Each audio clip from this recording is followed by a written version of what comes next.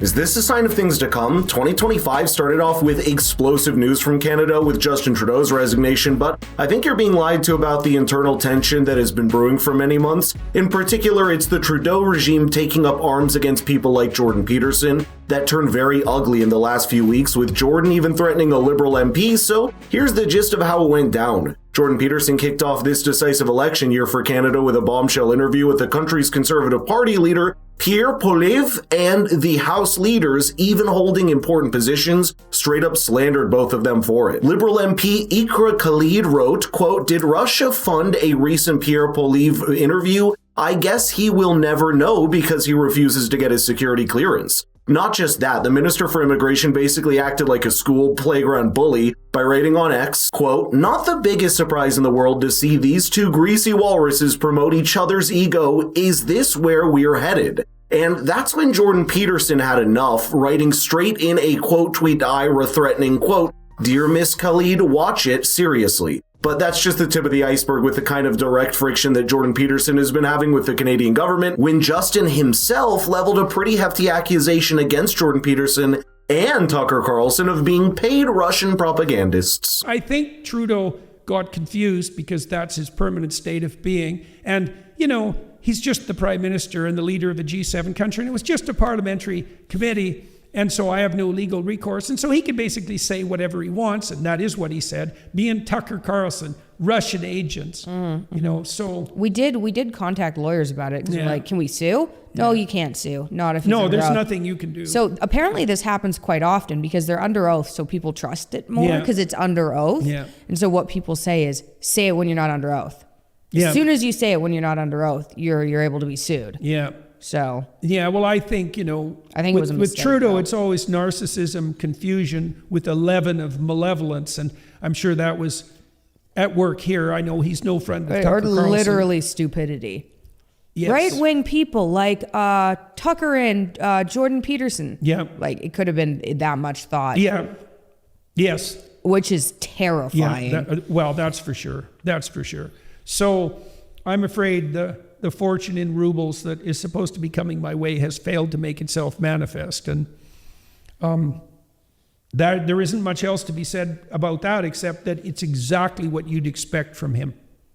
It's exactly the depth of analysis, exactly the careless reputation savaging.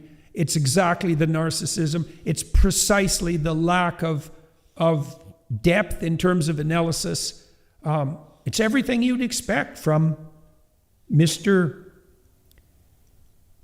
Taylor Swifty. That's quite a revelation, isn't it? Trudeau using legal witness immunity to say the things he knows would be indefensible and defamatory in any other context. But now that Justin Trudeau has finally resigned in what many are calling a moral defeat for the left after the resounding Trump victory in the US, there's a lot more dirt from the deep government swamp coming up that had been hidden for the past 10 years of the Trudeau government. And that includes the frighteningly authoritarian tendencies and overreach of this supposedly progressive and democratic leader that have manifested in everything from the crackdown against the Tucker protest to slandering and shutting down dissenting media figures. Here's a surface clip of the Justin Trudeau testimony where he literally named Jordan Peterson and Tucker Carlson as paid Russian agents. Yes, we have seen that anti-vax messages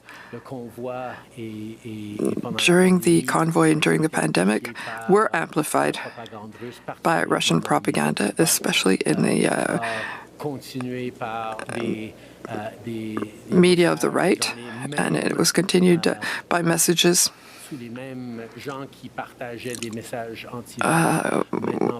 the people who were sharing anti-vax messages. It doesn't mean that there weren't people who were legitimately anti-vax, but that was hugely amplified by Russian propaganda. And once Ukraine was invaded, we saw a lot of those channels become pro-Putin propaganda channels.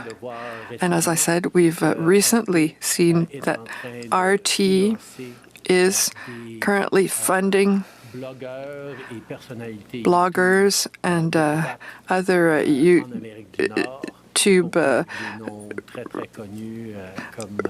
personalities at the right, such as Jordan Peterson, other names that are well known, and Tucker Carlson as well, in order to amplify messages that are destabilizing democracies. Did the document behind him literally call them the far-right truck convoys? And what about innocent until proven guilty for Jordan Peterson? Forget that, because apparently in the Trudeau Canada, you were guilty before you were even formally accused of something if you dare dissent with the establishment narrative. Because remember, Justin Trudeau here is leveling these allegations under the umbrella of the US DOJ report that came out in September last year, indicting Russia's RT network of covertly funneling money through an American media company, Tenet Media, to online creators like Dave Rubin and Lauren Southern. And while they've outright denied any knowledge of the back channels these media fronts had, Jordan Peterson and Tucker Carlson didn't have anything to do with the entire drama. In other words, Trudeau literally just came out accusing a fellow Canadian citizen of taking Russian money to counter Canadian national narratives, which is basically in the same universe as alleging someone a traitor. This friction between Trudeau and Peterson has been simmering online for years, with Jordan Peterson having called on the former Prime Minister to resign several times until he finally did in the past week.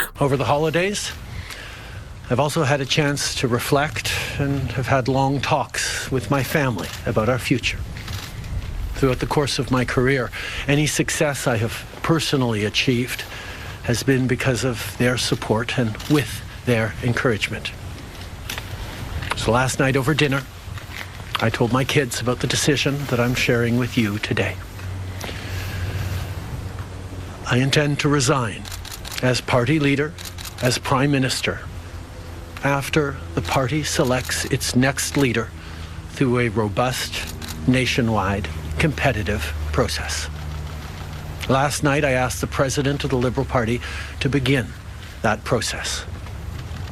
This country deserves a real choice in the next election, and it has become clear to me that if I'm having to fight internal battles, I cannot be the best option in that election. Now, as sad as this is of a look for Justin Trudeau, the truth is pretty simple. He knows how massively unpopular he has become in the past decade of governance, with no chance of winning the next election for his party, especially in a rightward wave in the North American continent with the Donald Trump election. Donald Trump, on his part, has been basically rubbing his victory in the face of the Canadian leader by calling on the country to become an official union with the United States. Justin Trudeau responded, quote, "There isn't a snowball's chance in hell that Canada would become part of the United States. Workers and communities in both our countries benefit from being each other's biggest trading and security partners." To which Elon Musk replied, "Girl, you're not the governor of Canada anymore, so don't matter what you say." And perhaps many Canadians are also rejoicing in what has been the most amount of leeway that has ever been given to the progressive left leader for a decade to try out their policies to then only fail massively and make Canada much poorer than the United States. Here's a graph that shows the parity that exists in the Canadian GDP per capita with the US before Trudeau took office, only for that rift to grow to nearly a difference of $30,000 today. And now the country may be gearing up to a similar shift to the right as the US in this election, with Pierre in the steering wheel of the country's politics. So we won't have an election before very late winter, early spring. Then there's the possibility that the Trudeau resigns and then goes to the Governor General and says we need to shut down Parliament, while the Liberal Party then chooses a new replacement. A Trudeau 2.0. Mm-hmm. And so there would be a leadership race. God knows how long that would drag on for during... You think approximately in March, no earlier than March as far as you can foresee. Yeah, probably. And during which time we'd continue to flounder and twist in the wind. And by the way, you know, the Liberal media is all saying, well, surely you wouldn't want to trigger an election during the Liberal leadership race. Excuse me. The Canadian people are not obliged, 41 million people are not obliged to wait around while this party sorts out its mm-hmm. Like, these guys could have got rid of Trudeau a year and a half ago. They knew he was a disaster then. And now they say, well, we're low in the polls, so we have to get rid of him.